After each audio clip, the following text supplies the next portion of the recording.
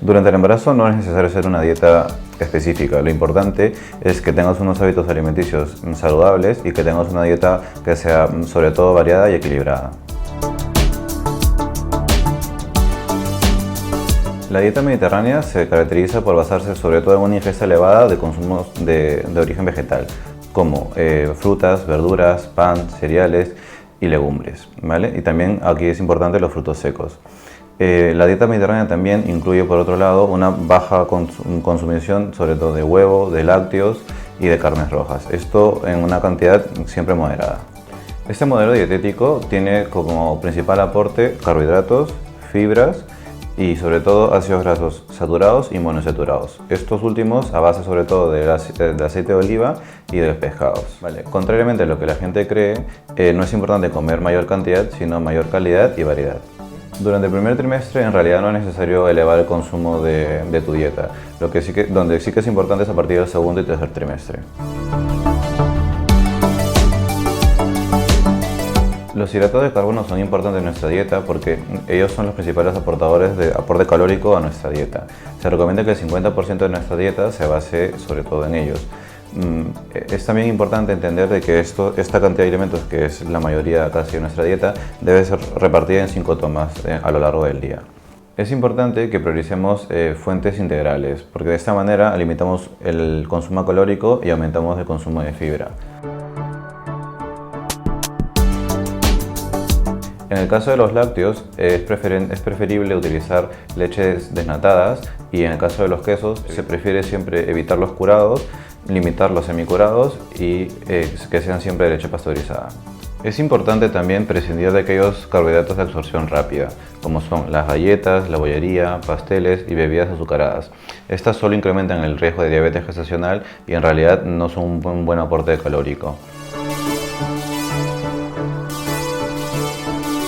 En el caso de las proteínas varía mucho en función de cada persona porque es dependiendo del peso, pero en general se recomienda que un 15-20% de nuestra dieta se base en consumo de proteínas. Es importante que distribuyamos estos alimentos en 2 comidas, sobre todo en la comida y en la cena, por ejemplo. Pero sí que es cierto también que para el caso del segundo y tercer trimestre recomendamos aumentar una merienda, por ejemplo, con jamón, pavo o frutos secos para poder suplementar la pequeña elevación que tienes de requerimiento en estos trimestres. Vale. Los pescados aportan grasas insaturadas, omega 3, DHA, que son muy importantes para el neurodesarrollo fetal. Además, en el caso de los pescados azules y con espina, también son grandes aportadores de calcio y vitamina D. El pescado azul grande, como el atún o el emperador, tienen pequeñas cantidades de mercurio y aunque son muy pocas, si continuamos o elevamos el consumo de estos tipos de pescados, sí podría llegar a ser tóxico para la gestación. Por eso es que recomendamos que se pueden consumir, pero siempre como mucho una ración por semana. Los huevos tienen un gran aporte de proteínas y sobre todo de una gran calidad. El problema con ello es de que en la parte de la yema, a pesar de que son aportadores también de vitamina A, B, D y E, tienen un gran contenido de colesterol y es por eso que se debe limitar su consumo. Los frutos secos aportan también proteínas, aunque por ser de origen vegetal son menos aprovechables que el de origen animal, siguen siendo cantidades correctas y por lo tanto son recomendables. Además aportan grasas como el omega 3 y el ácido oleico, que son protectores cardiovasculares, por ejemplo, así que son bastante recomendables. También aportan calcio, fósforo, magnesio y vitamina E, que son muy buenos también para el embarazo.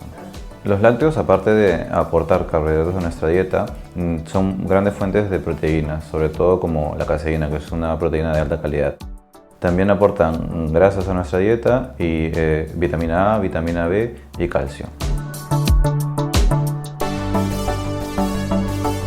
En general, nosotros recomendamos que el 30% de nuestra dieta sea a expensas de grasas.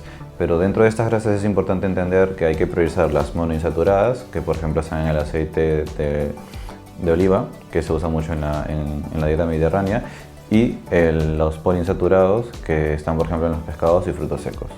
En el caso de las grasas saturadas, que son principalmente de origen animal y alimentos procesados, estas grasas sí que deberíamos evitarlas, principalmente porque son de difícil digestión y durante el embarazo pueden generar bastante molestias para digerir, y por otro lado porque elevan el peso. Al elevar el peso nos elevan el riesgo también de hipercolesterolemia, diabetes gestacional y preeclampsia. Es por eso que preferimos evitarlas. En cuanto a técnicas de cocina y alimentación, nosotros principalmente haríamos hincapié en utilizar siempre el aceite de oliva para aliñar y para cocinar, que esto es la base, digamos, de la dieta mediterránea. En el caso de la sal, recomendaríamos limitar el consumo de sal y de usarla siempre es preferente usar la sal yodada. Otra cosa importante en este tema es que el consumo de cafeína, que está muy normalizado durante la gestación y debería de limitarse. Nosotros recomendamos como mucho un consumo de 200 miligramos de cafeína, que esto es el equivalente a 2 tazas de café, 3 de té, y aquí también es importante, dado que aunque no es recomendable el consumo de la Coca-Cola, es frecuente considerar que esta también aporta cafeína, que más o menos una bebida de Coca-Cola nos aporta 50 miligramos, entonces hay de evitarse también. La bebida habitual ha de ser el agua. Recomendamos consumir entre 1,5 litros a 2 litros cada día. Y para finalizar también hacer mucho hincapié en que está absolutamente prohibido el consumo de tabaco y alcohol durante todo el embarazo. En cuanto a las normas básicas de manipulación de alimentos, las cosas básicas, lavarse las manos siempre antes y después de manipular alimentos, así como también los utensilios y las superficies donde se manipulan los alimentos. En el caso de los productos frescos, se debe asegurar siempre un lavado minucioso y de no poder ser, se han de consumir luego de pelarlos. Como norma general, nosotros recomendamos el no consumo de alimentos crudos. ¿Y esto por qué? Que es una pregunta muy frecuente en las consultas. Pasa que las carnes pueden contener parásitos, bacterias y también toxinas que producen estas bacterias.